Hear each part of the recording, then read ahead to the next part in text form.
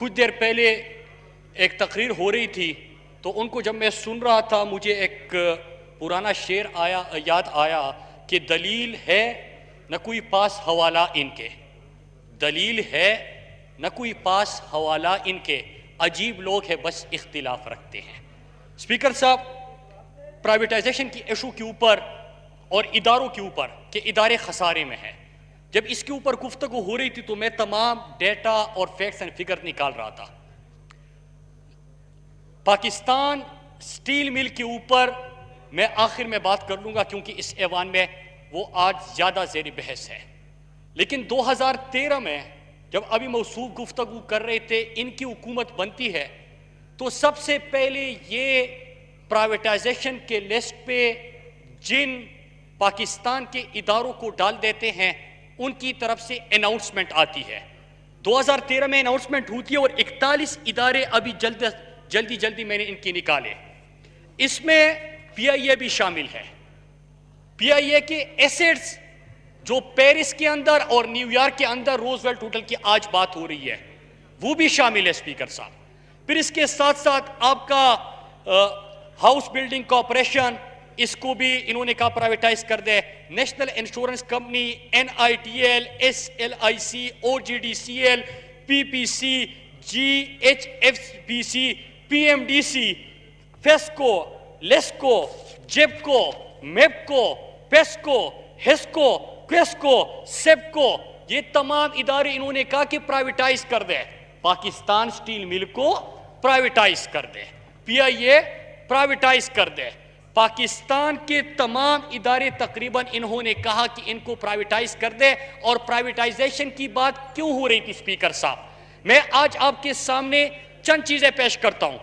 پی آئی اے کی خساری کی انہوں نے بات کی، اور یہاں پہ سرور خان صاحب بیٹھے ہوئے ہیں، ان کا جو پلان ہے یہ تو خود بتائیں گے، لیکن چند حقائق جو میرے سامنے اور انہوں نے ابھی تک کیا کچھ کیا ہے وہ بھی میں قوم کے سامنے رکھنا چاہتا ہوں۔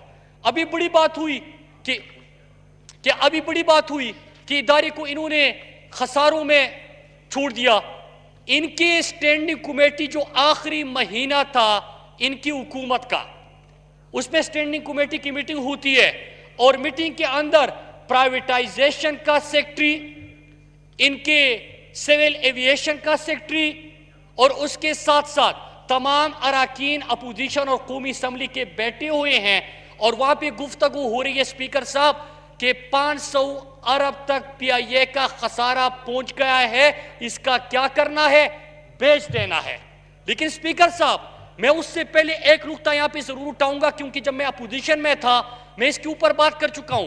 انہوں نے باہر سے ایک بندہ بلایا تھا، پی آئی اے کو ٹھیک کرنے جا رہے ہیں، 50 لاکھ کی تنخواہ اس کو دے دی۔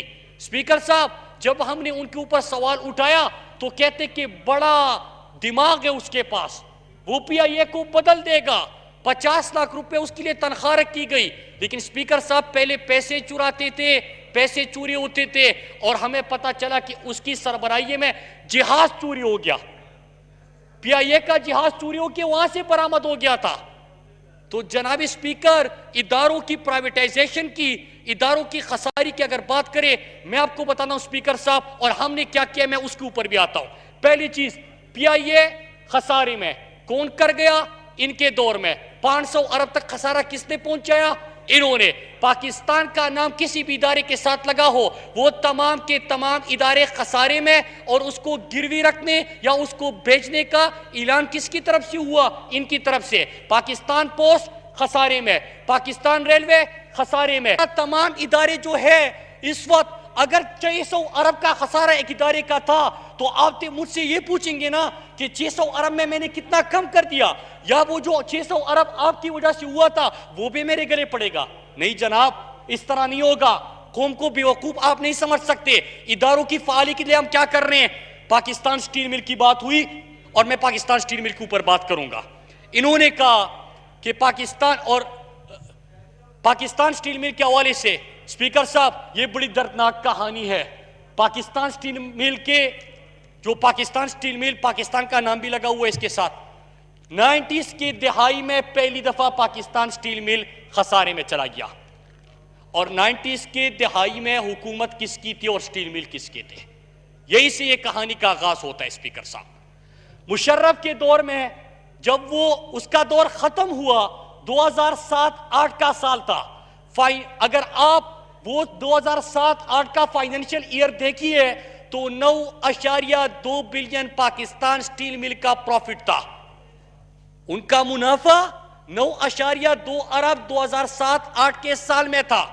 फिर आती है पीपल्स पार्टी।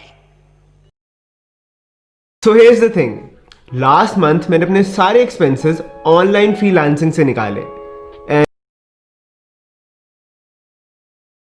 और इन्होंने बिल्कुल सही बात की है कि एक जरदारी सब पर बारी। पाकिस्तान के तमाम इदारों पर अपनी बारी गुजरा। 2008-9 का इनका पहला साल पाकिस्तान में पहली दफा ये जो 2007-8 में जो मुनाफे में स्टील मिल था वो 8-9 में खसारे में चला जाता है और इनका हर गुजरता साल पाकिस्तान के अवाम के ऊपर मजीद बोझ पड़ता है, स्टील मिल के खसारे में मजीद इजाफा होता है। फिर आती है नून की हुकूमत। स्पीकर साहब 2013-14 मजीद स्टील मिल का खसारा बढ़ा, ऐलान होता है बेच दो।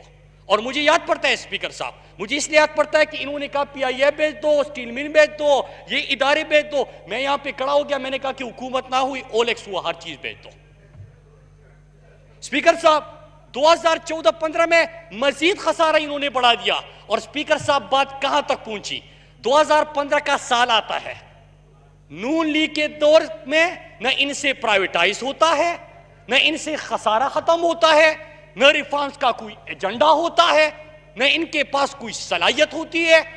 तो स्पीकर साहब करते क्या है कि वहां से गैस कनेक्शन वगैरह बंद करके जिस वक्त काम चल रहा था स्टील मिल के ऊपर उसी वक्त उसको बंद कर दिया। और मैं मीडिया को कहता हूं स्पीकर साहब, मैं पीपल्स पार्टी नून लीग वालों को स्पीकर साहब आपको कहता हूं कि कैमरों के साथ चलते हैं उस स्टील मिल के अंदर, उसको खोलते हैं और दिखाते हैं स्पीकर साहब कि किस बेदर्दी से उस स्टील मिल को बंद कर दिया गया था 2015 में। तो स्पीकर साहब ये बड़ी दर्दनाक कहानी है और ये जुल्म हुआ है।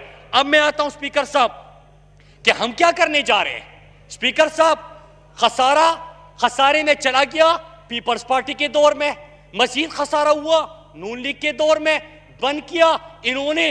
इमरान खान और उसकी काबीना ने फैसला किया कि अगर आप हर साल अरबा रुपए पाकिस्तानी कौम के सेहत का, पाकिस्तान कौम के तालीम का, पाकिस्तानी कौम के पानी का, पाकिस्तानी कौम के नौजवानों के रोजगार का, ये पैसा अगर एक इदारे में सिर्फ खसारा पूरा करने के लिए दे रहे हैं, उन लोगों को जो घर पे बैठे होंगे तो एक काम कर लेते हैं कि उनके लिए भी गोल्डन हैंडशेक का इंतजाम करते हैं, स्टील मिल को भी चलाते हैं, पाकिस्तान के इदारे को उठाते हैं। खसारे में आप लेके गए थे, रिफॉर्म हम करने जा रहे हैं, बंद आपने किया था, चलाने हम जा रहे हैं, मुजरिम हम हैं, अवार्ड आपको दिया जाए। स्पीकर साहब फिर उसके बाद एक और चीज इन्होंने बात की, पाकिस्तान स्टील मिल के हवाले से इन्होंने बात की। इन्होंने दूसरी बात की, इदारों का मैंने जिक्र किया, PIA के हवाले से तो सरवर खान साहब बात करेंगे।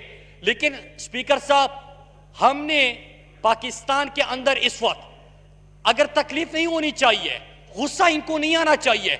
ऑब्जेक्टिव क्या है स्पीकर साहब, मैं आपके सामने गुजारिश करूंगा स्पीकर साहब, हमारी सियासत अलग हो सकती है, नजरिया अलग है, सोच अलग हो सकती है, लेकिन खुदारा जब पाकिस्तान और पाकिस्तान के इदारों की बात आए तो सब मुत्तफिक हो जाए कि हाँ हमने पाकिस्तान को तरक्की देनी है, पाकिस्तान के इदारों को अपने पांव पे खड़ा करना है, पाकिस्तान के इदारों को मजबूत करना है। अगर आप तारीफ नहीं कर सकते, लेकिन अगर जो रिफॉर्म्स एजेंडा पोस्ट में आया, जो रिफॉर्म एजेंडा NHA में आया, जो रिफॉर्म एजेंडा PIA में आया, जो रिफॉर्म एजेंडा रेलवे में आया, तो कम से कम उसको अप्रिशिएट तो कीजिए। अप्रिशिएट भी नहीं कर सकती ना करे, लेकिन कम से कम उसमें बोझ तो ना बने, उसके ऊपर सियासत तो ना करे। स्पीकर साहब जी गुजारिश होगी। और एक और चीज यहां पे डिस्कस हुई, अब मैं आता हूं कि अभी खुरम दस्तगीर साहब यहां पे मौजूद नहीं है, उन्होंने बात की कि इदारे में सारी इनकी नालायकी तो मैंने सामने रखी कि इदारे खसारे में आपने मुनाफा कमाने, हम उसकी तरफ बढ़ रहे हैं। पहले खसारे खत्म करेंगे, फिर उसके बाद इदारों को मुनाफा बख्श बनाएंगे। उससे क्या होगा कि पाकिस्तानियों के ऊपर जो बोझ पड़ता है वो बोझ कम होगा। अभी सर्कुलर डेट की भी इन्होंने बात की स्पीकर साहब। इस वीडियो को लाइक करें, हमारे चैनल को सब्सक्राइब कर बेल आइकन जरूर प्रेस करें हमारी न्यू वीडियोस